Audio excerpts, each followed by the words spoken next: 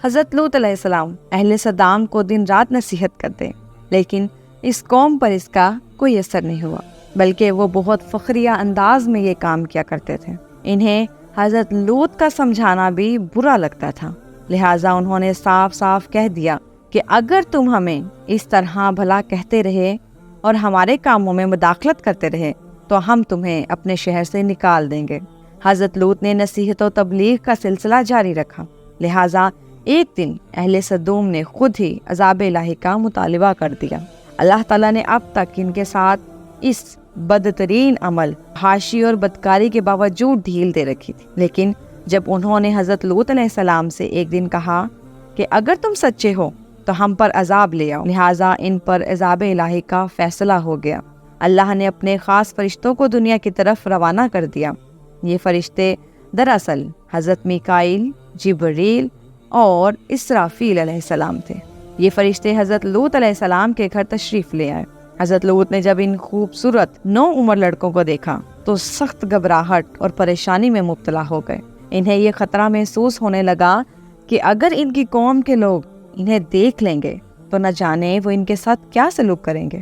حضرت لوط کی بیوی کا نام وائلہ تھا۔ اس نے آپ پر ایمان نہیں لایا تھا اور وہ دراصل منافقہ تھی، وہ کافروں کے ساتھ تھی۔ لہٰذا اس نے جا کر اہل سدوم کو یہ خبر دے دی کہ لوط کے گھر 2 نوجوان لڑکے مہمان ٹھہرے ہوئے ہیں۔ یہ سن کر بستی والے دوڑتے ہوئے آئے، حضرت لوط کے گھر پہنچے۔ حضرت لوط نے کہا کہ یہ جو میری قوم کی لڑکیاں ہیں یہ تمہارے لیے جائز اور پاک ہیں، اللہ سے ڈرو، مجھے میرے مہمانوں کے سامنے رسوا نہ کرو، کیا تم میں سے کوئی بھی شائستہ آدمی نہیں؟ حضرت لوط علیہ السلام کی بات سن کر وہ لوگ بولے، تم بخوبی واقف ہو کہ ہمیں تمہاری بیٹیوں سے کوئی حاجت نہیں، اور جو ہماری اصل حاجت ہے اس سے تم بخوبی واقف ہو۔ قوم لوط کے اس شرمسار جواب سے اندازہ لگایا جا سکتا ہے کہ وہ فعل بد میں کس حد تک مبتلا ہو چکے تھے۔ جب حضرت لوط علیہ السلام کی قوم ان کے گھر کی طرف دوڑی تو حضرت لوط نے گھر کے دروازے بند کر دیے اور ان نوجوانوں کو ایک کمرے میں چھپا دیا۔ ان بدکار لوگوں نے آپ کے گھر کا گھیراؤ کر لیا اور ان میں سے کچھ گھر کی دیوار پر بھی چڑھنے کی کوشش کر رہے تھے۔ حضرت لوط علیہ السلام نے اپنے مہمانوں کی عزت کے خیال سے بہت زیادہ گھبراتے ہوئے اللہ سے دعا کی۔ فرشتے یہ سب منظر دیکھ رہے تھے۔ جب انہوں نے حضرت لوط علیہ السلام کی پریشانی اور بے بسی کا عالم دیکھا تو حقیقت سے پردہ اٹھاتے ہوئے یوں فرمایا، اے لوط، ہم تمہارے رب کے بھیجے ہوئے فرشتے ہیں، یہ لوگ ہرگز تم تک نہیں پہنچ سکیں گے۔ ابھی کچھ رات باقی ہے تو اپنے گھر والوں کو لے کر چل دو اور تم میں سے کوئی شخص پیچھے مڑ کر نہ دیکھے۔ اہل سدوم حضرت لوط علیہ السلام کے گھر کا دروازہ توڑنے پہ بضد تھے کہ حضرت جبرائیل علیہ السلام نے گھر سے باہر نکل کر اپنے پر کا ایک کونا انہیں مارا، جس سے ان کی آنکھوں کے ڈیلے باہر نکل آئے اور بصارت ظاہر ہو گئی۔ یہ خاص عذاب ان لوگوں کو پہنچا جو لوگ حضرت لوط علیہ السلام کے پاس بدنیتی سے آئے تھے۔ حضرت لوط علیہ السلام حقیقت حال جان کر مطمئن ہو گئے اور اپنے گھر والوں کے ساتھ رات کو ہی نکل کھڑے ہوئے، لیکن پھر بھی ان کی بیوی ان کے ساتھ تھی۔ لیکن کچھ دور جا کر وہ واپس اپنے قوم کی طرف پلٹ گئیں اور قوم کے ساتھ جہنم واصل ہوئی۔ صبح کا آغاز ہوا تو اللہ کے حکم سے حضرت جبرائیل نے بستی کو اوپر سے اکھاڑ دیا اور پھر اپنے بازوؤں پر رکھ کر آسمان پر چڑھ گئے، یہاں تک کہ آسمان والوں نے بستی کے کتے کے بھونکنے اور مرغوں کے بولنے کی آوازیں سنی۔ پھر اس بستی کو زمین پر دے مارا، جس کے بعد ان پر پتھروں کی بارش ہوئی۔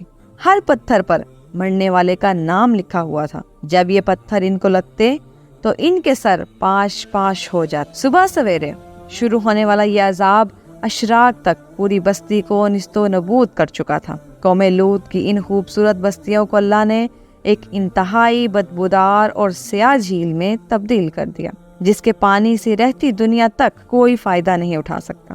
سمندر کے اس حصے میں کوئی جاندار مچھلی، مینڈک وغیرہ زندہ نہیں رہ سکتے، اس لیے اسے ڈیڈ سی یعنی بحر مردار کہا جاتا ہے، جو اسرائیل اور اردن کے درمیان واقع ہے۔ ماہرین آثار نے 10 سالوں کی تحقیق اور جستجو کے بعد اس تباہ شدہ شہر کو دریافت کیا تھا۔ تحقیقات سے پتہ چلا تھا کہ اس شہر میں زندگی بالکل ختم ہو چکی ہے۔ شہر کے راستے اور کھنڈرات کو دیکھ کر آرکیولوجسٹ نے یہ اندازہ لگایا کہ جب یہ شہر تباہ ہوا تو اس وقت لوگ روزمرہ کے معاملات اور کاموں میں مشغول تھے اور یہاں زندگی اچانک ختم ہو گئی۔ اہل سدوم جنہیں پتھر بنا دیا گیا، ان کے بت ابھی تک بحر مردار کے پاس موجود ہیں، جو لوگوں کے لیے ایک عبرت ہے۔ آج یورپی ممالک میں انسانی آزادی کے نام پر اس بدکاری کی اجازت دے دی جاتی ہے اور اس فحش عمل کو باعث فخر سمجھا جاتا ہے، مگر حقیقت یہ ہے کہ ہم جنس پرستی بالکل فطرت کے خلاف ہے، جس سے انسانی معاشرہ تباہ و برباد ہو جاتا ہے۔ روایتوں کے مطابق ایک مرتبہ